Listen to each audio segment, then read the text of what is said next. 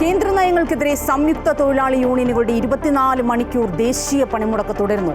പണിമുടക്കുന്നത് BMS ഒഴികെ 10 സംഘടനകൾ. Diaz non പ്രഖ്യാപിച്ച സംസ്ഥാന സർക്കാരും KSRTCയും. പരീക്ഷകൾ മാറ്റി സർവകലാശാലകൾ.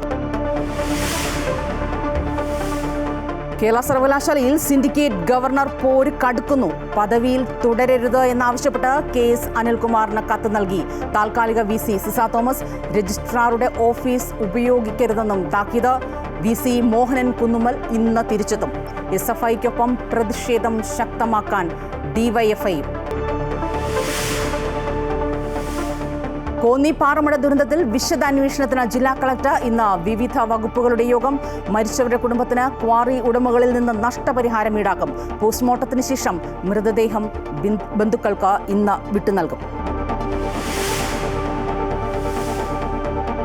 Janaki versus state of Kerala സിനിമയുടെ ഭാവി എന്തെന്നറിയാം. പ്രദർശനാനുമതി നിഷേധിച്ച സെൻസർ ബോർഡിന്റെ നടപടിക്കെതിരെ നിർമ്മാതാക്കൾ നൽകിയ ഹർജി ഇന്ന് ഹൈക്കോടതി പരിഗണിക്കും. സിനിമ കണ്ടതിന് ശേഷമുള്ള കോടതിയുടെ നിലപാട് നിർണായകം. സംസ്ഥാനത്ത് നിപ ഭീതി തുടരുമ്പോഴും കാര്യക്ഷമമാകാതെ പരിശോധനാ സംവിധാനങ്ങൾ. നിർമ്മാണം ആരംഭിച്ച് 6 വർഷം പിന്നിട്ടിട്ടും പ്രവർത്തനങ്ങൾ പൂർത്തിയാകാതെ കോഴിക്കോട് മെഡിക്കൽ കോളേജ് ആശുപത്രിയിലെ വൈറോളജി ലാബ്. പ്രതിഷേധവുമായി മെഡിക്കൽ കോളേജ് സംരക്ഷണ സമിതി. ഫിഫ ക്ലബ് ലോകകപ്പിൽ ചെൽസി ഫൈനലിൽ. ബ്രസീൽ ക്ലബ് ഫ്ലുമിനൻസിനെ പരാജയപ്പെടുത്തിയത് എതിരില്ലാത്ത 2 ഗോളുകൾക്ക്.